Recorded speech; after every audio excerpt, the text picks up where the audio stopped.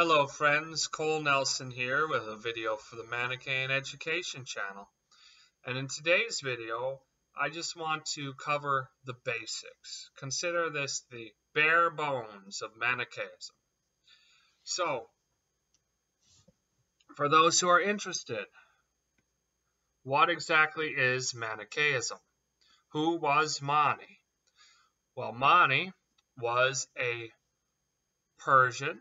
He was born in Sassanid era Persia around 216 AD, and he was raised in a Jewish Christian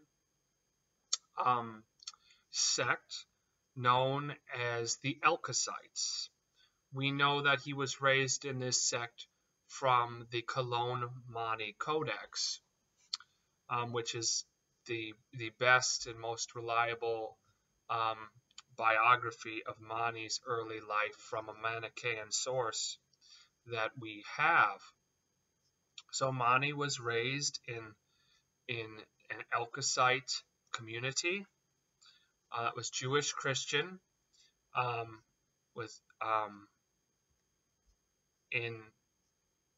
216, his father joined that community when he was very young, and brought him into the community with him. And when he was extremely young, he took him from his mother, and he and his father lived in this ascetic Jewish Christian community. And Mani, being raised in that community, had visions at 12 years old and again at 24, visions from his divine twin, his Syzygus, which led him to criticize certain teachings or practices of the community in which he was raised, and also told him about his divine destiny, his destiny as the final revealer, as the one who as an apostle of Jesus, who would bring the final message and syncretize the messages of Jesus, Zoroaster, and Buddha, as well as other prophets before him, into the final revelation or message for mankind. Well, like I said, at 24, he went out from his community. He broke from his community, the Elkosites, and he had a small following. And he in essence, he traveled in North India, etc., in areas, spreading his message and developing his teaching. He eventually kind of won the ear and to some extent the patronage of the Emperor Shapur. And because of this, he also really enkindled the ire and the jealousy of the Zoroastrian Mobeds, the clergy of the Zoroastrians, who had a lot of influence in the Persian Empire at this time, and viewed Mani as a threat to the dominance of Zoroastrian orthodoxy. Cartier specifically is a name that is infamous in the history of Manichaeism, because Cartier was like a very influential Mobed or Magian priest who prevails upon the successors of Shapur I, especially Bahram, to persecute Mani and the Manichaeans. And this starts the great waves of Manichaean persecutions that will occur throughout history. Manichaeans only really ever receiving state patronage and support in the Uyghur Khaganate and in its successor kingdom of Kocho. So that's a bit of the history. Mani will be executed under Bahram in approximately 277 CE.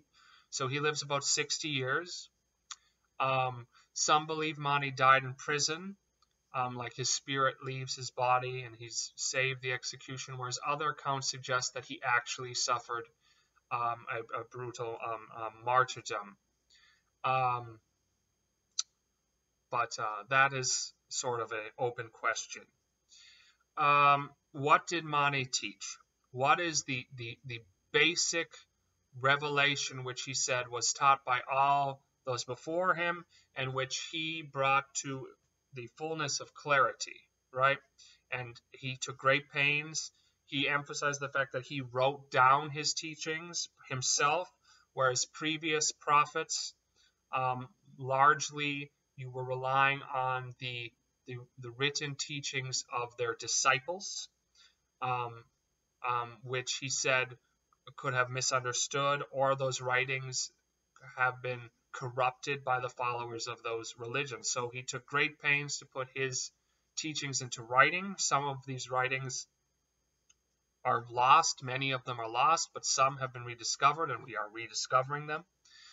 We believe that this is prophetic, as we believe that there will be a revival of the Manichaean faith before the end of times, which will be a great fire that will burn up the world and redeem what remaining light is in it. So it's the task of the later Manichaean church to facilitate the ushering in of this final era by redeeming those light sparks, the divine in the material world, and we're going to get to this in Mani's teachings, that are still redeemable through the process of the elect, and the process that the Father of Greatness established and that Mani established before the recourse is made to the great purgatorial fire, as it were, that will redeem what can still be redeemed once no more light can be redeemed through such process. So Mani's teaching is essentially a dualism. He believes that there are two principles. This is at the core of the Manichaean teaching, the doctrine of the two principles, that there is a principle of light and spirit and darkness and flesh. All right, or we could say matter, but that's complicated because when we talk about spirit in Manichaeism, it's different than when most people talk about spirit. When most people talk of spirit, they are thinking of something non-tangible, non-quantifiable. And so in this sense, in one sense, spirit in Manichaeism can seem very material because we talk about light being in things and different degrees of light being in things. So in one sense, light can be trapped, it can be confined, it can be quantified. Aspects that you usually have in common with things you consider to be matter. But so when we talk of matter, we mean highly, or what we would consider like a dark matter, the flesh. All right? So there's these two principles, light and darkness. Originally, the two were distinct, totally separate. There was a boundary. We read in the fundamental epistle that Augustine says there was a boundary between these two. And originally these two did not have awareness of one another. But at some point, the realm of darkness, which is usually turned in upon itself, existing in a state of constant strife and conflict between the members, becomes aware of the realm of light and is captivated by its beauty, its attractiveness, etc. And so instead of aggression within itself, it has the motivation instead to turn outward to try to capture, pursue, and take in the light. Now, the light, by its nature, is normally speaking non-aggressive, pacifistic. It doesn't no violence this way. So originally speaking, the onslaught of the forces of darkness, they were able to capture within themselves large quantities of light. And indeed, the mechanism which the realm of light, the Father of greatness, who is like God the Father, from which all other light beings are parts and emanations, proceed from him in his desire to share the joy and beauty within himself with others. They emanate from him. These beings that are parts of him, emanations from him, are captured by the denizens of darkness, the demons, the archons, what have you. And the mode of defense the Father of greatness comes up with is to send an emanation known as the primal man and his sons, which are conceived of as his armaments, things attached to him, right? Primal man and his sons, sometimes they're likened to the elements, into combat. Now, the combat, he's not going to fight the demons to slay them. Rather, he is a sacrifice. He's a trap. He allows the demons to take himself in because he serves like a drug. There's so much light in him, right, that the demons, when they take it in, okay, it's like they become sluggish. They become absorbed with keeping that light in and suppressing that light. So it incapacitates them, okay?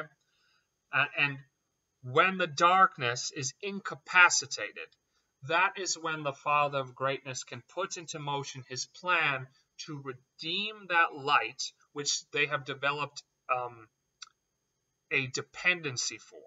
Okay, the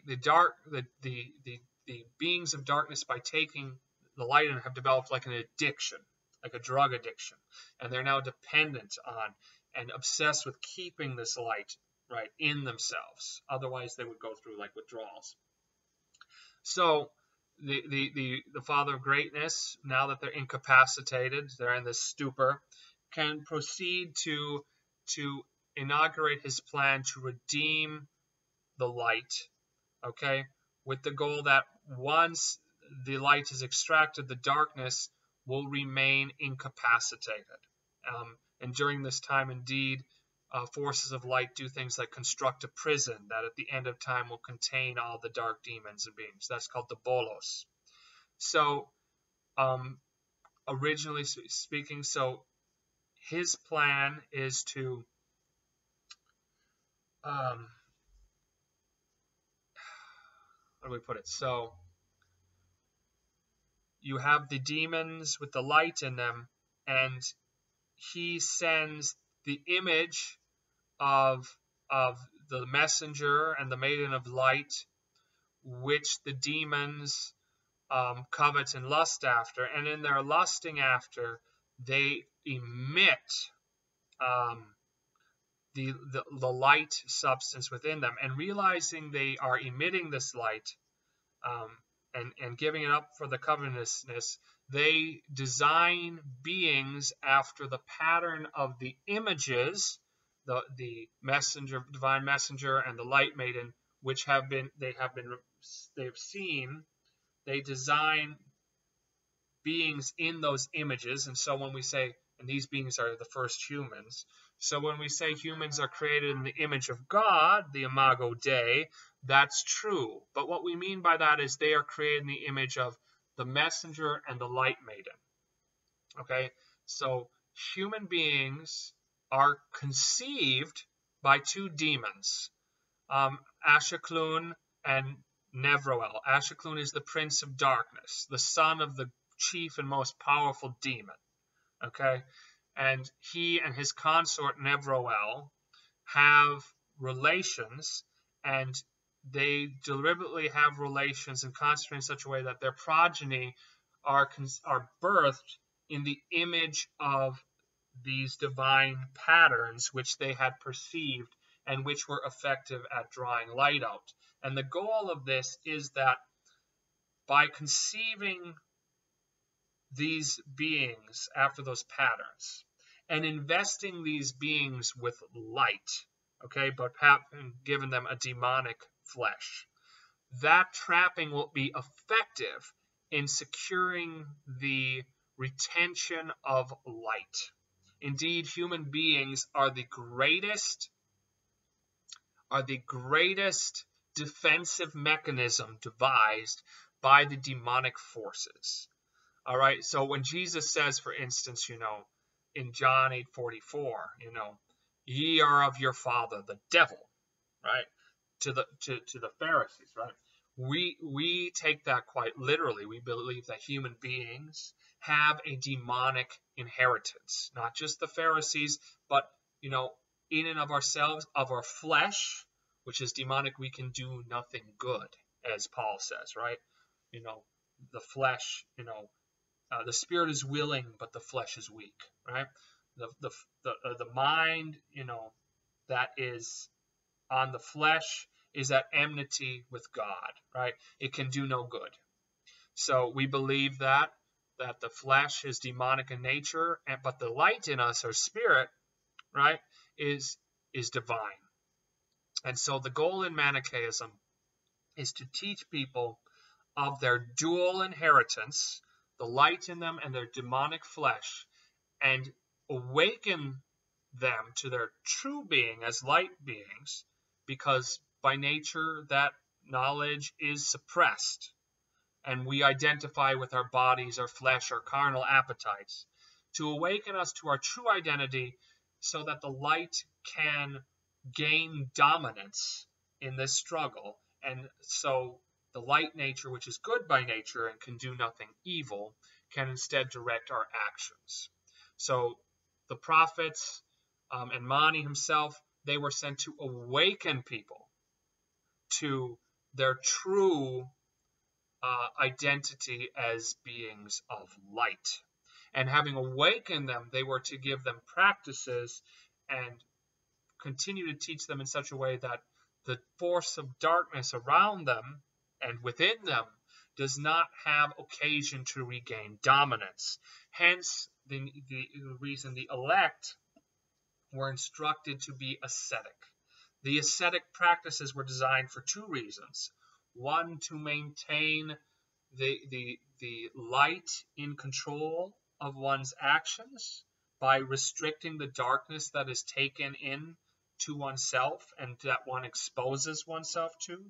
And two, to conform oneself to the image of Christ and make oneself a vessel capable of taking the light in plants, animals, etc. around you, just plants, around you, take it into yourself, and having reconfigured yourself, allow yourself to enables you to distill the light from the darkness, to separate it. And in separating it, you can send the light back to the realm of light. So human beings, who were originally devised as the greatest trap for the light and mechanism to retain the light, can be transformed into mechanisms to actually redeem it. So that is the Manichaean teaching. And also by conforming yourself to the image of Christ, and I mean the luminous Jesus, the divine Jesus, one can also survive death. And by what I mean by this is that normally when human beings die, the light within them, which is not fully cognizant of itself, etc., falls apart. The spirit falls apart. The things that comprise you break apart and are reshuffled in a process known as metagismos into multiple entities. There's only one being that can survive death and can go from death to light and obtain immortality. And that is Jesus.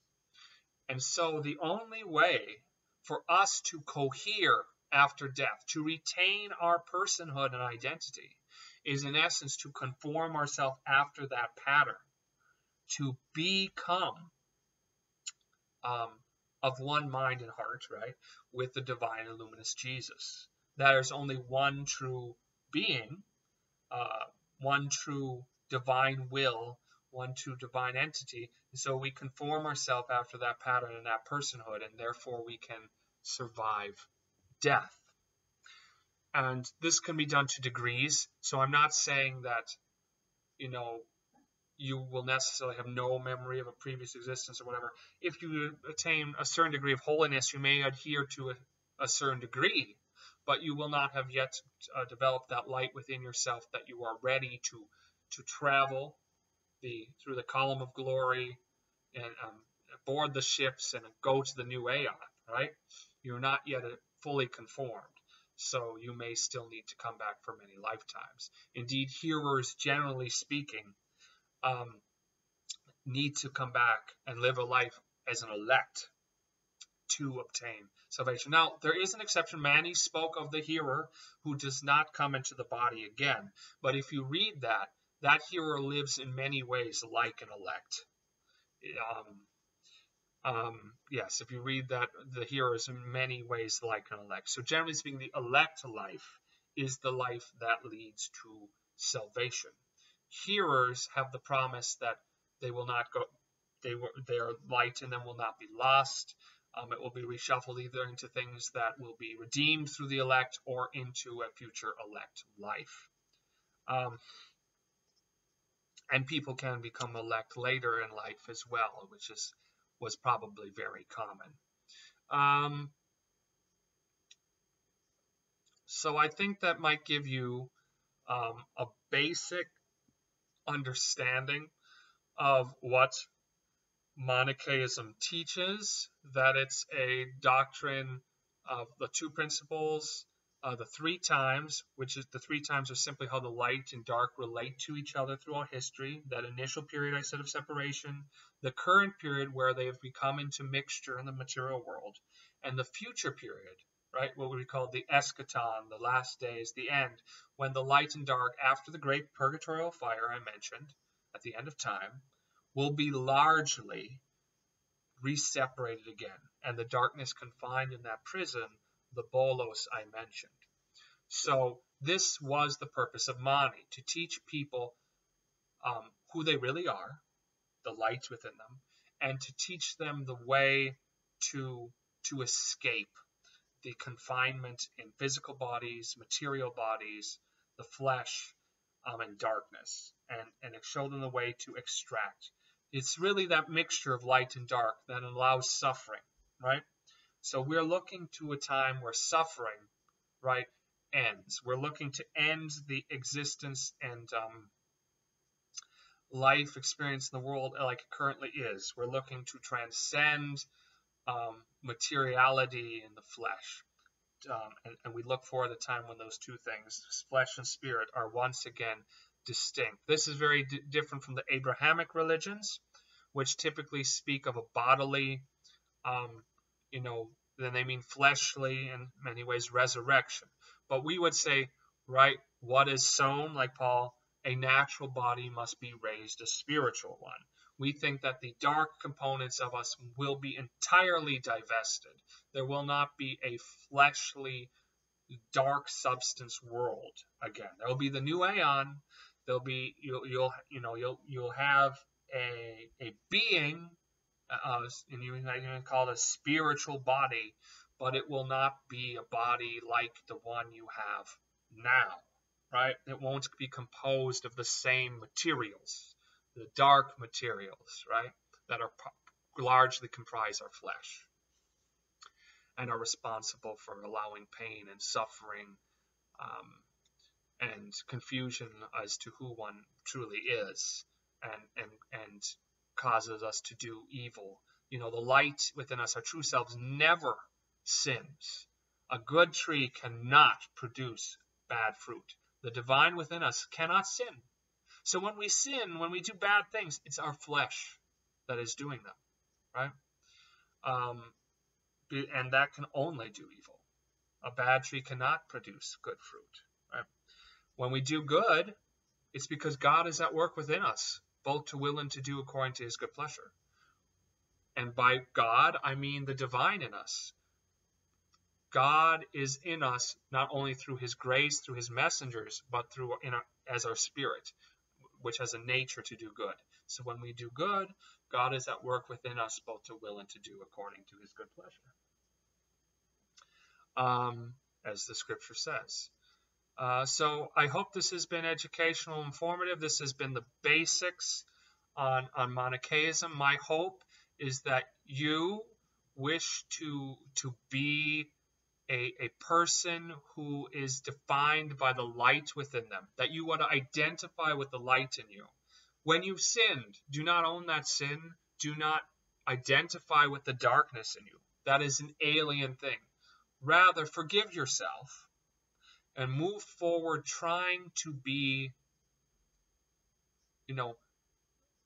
trying to live according to the light in you, making recourse to those practices Mani gave us, listening to sermons by Manichaeans, praying, etc.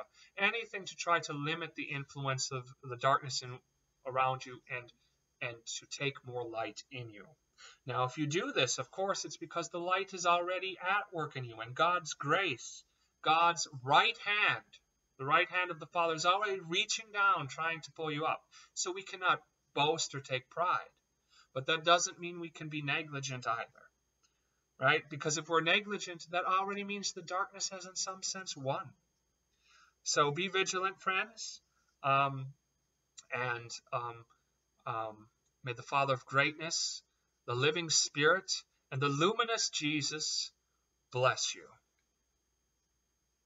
Amen.